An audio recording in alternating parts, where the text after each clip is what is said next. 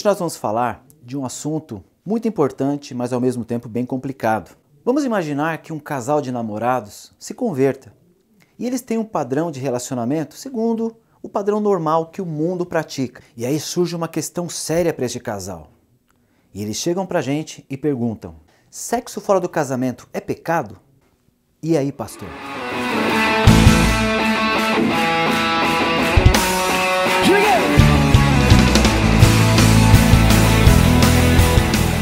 Para falar desse assunto, eu gostaria de usar duas abordagens. Uma acerca de argumentos e das consequências do sexo fora do casamento, coisas normais e naturais. E uma outra abordagem bíblica acerca do assunto. Hoje, a nossa cultura, ela tem ensinado e incentivado desde meados do século passado, quando teve alguns eventos como o Festival de Woodstock, entre outras coisas, promovido, incentivado a liberdade sexual entre jovens e principalmente entre solteiros. Isso tem se tornado uma cultura para o mundo e certamente tem influenciado grandemente nos relacionamentos como o namoro, entre outros. Então hoje os jovens, eles têm em seu comportamento muitos traços dessa cultura que foi ensinada ao longo de décadas. E com certeza isso tem trazido algumas consequências para a sociedade. E para nós avaliarmos um pouco disso, eu gostaria que você ouvisse essas perguntas a seguir. Você já parou para pensar na quantidade de crianças que nascem em decorrência do sexo fora do casamento? Crianças que, em sua maioria, não foram desejadas nem planejadas, ocasionando o comprometimento de formação escolar e acadêmica dos jovens pais, comprometendo seus sonhos,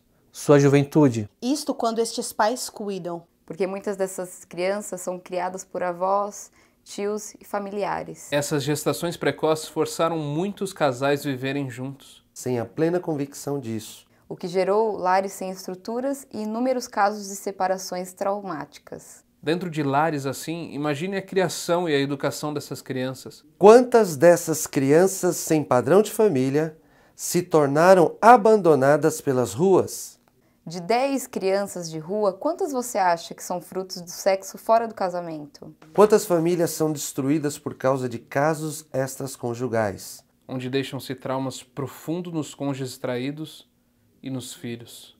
Quantas crianças são assassinadas por meio de abortos devido à gestação fruto de sexo fora do casamento?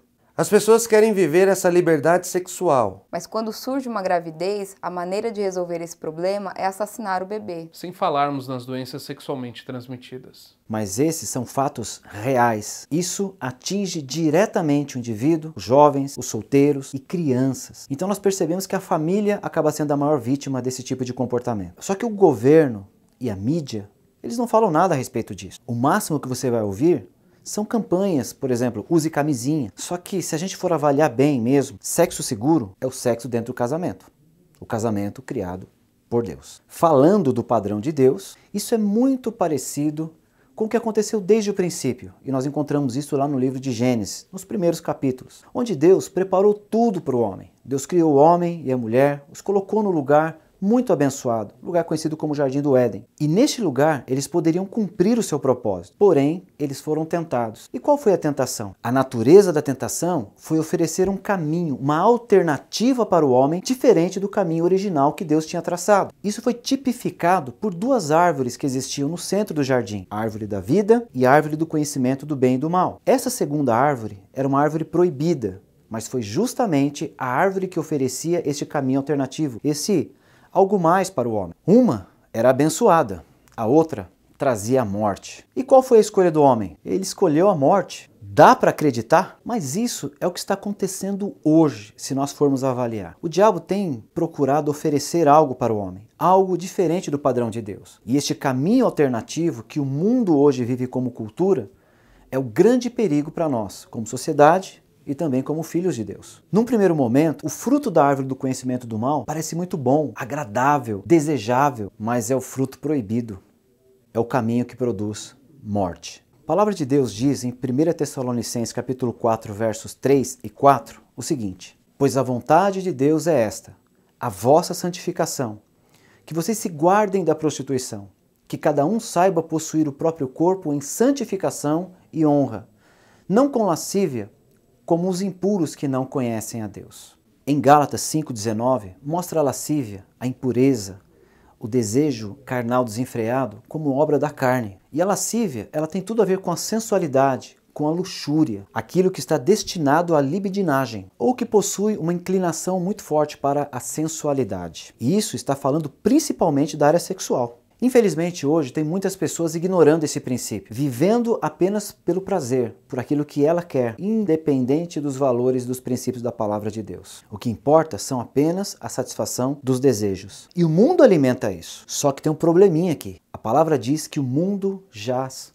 no maligno. E o que você tem ouvido do mundo a respeito da área sexual e do sexo em si? Como sempre dizemos, a gente não quer falar para você o que você deve ou não deve fazer. Estamos apenas mostrando com argumentos bíblicos e não bíblicos acerca dessa área, para que você pense.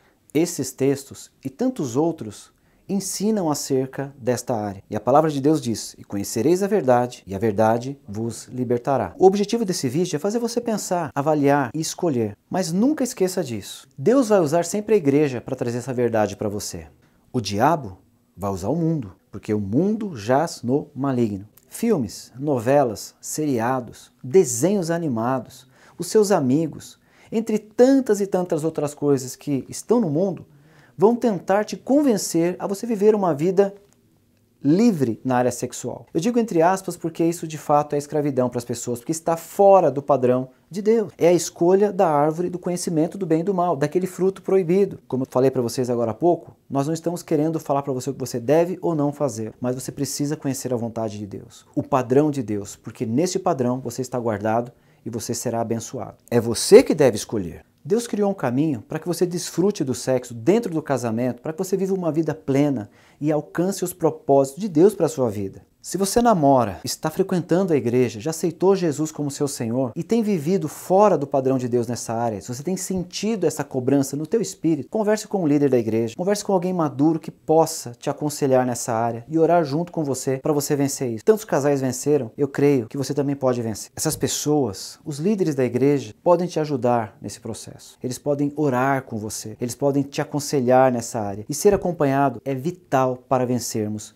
nesse campo. Então, se eu puder te aconselhar, não adiante etapas da sua vida. Não queime processos que você precisa viver. Viva segundo o padrão de Deus. Consagre essa área a Deus, porque tudo que nós consagramos a Deus, Ele abençoa. Você já imaginou um casamento abençoado, uma família abençoada e a área sexual do teu casamento abençoada? Se você consagrar isso agora, você vai colher isso no futuro. Então, viva a bênção de Deus. Viva a vida de Deus. Viva o propósito de Deus para você, para a sua futura família, em nome de Jesus.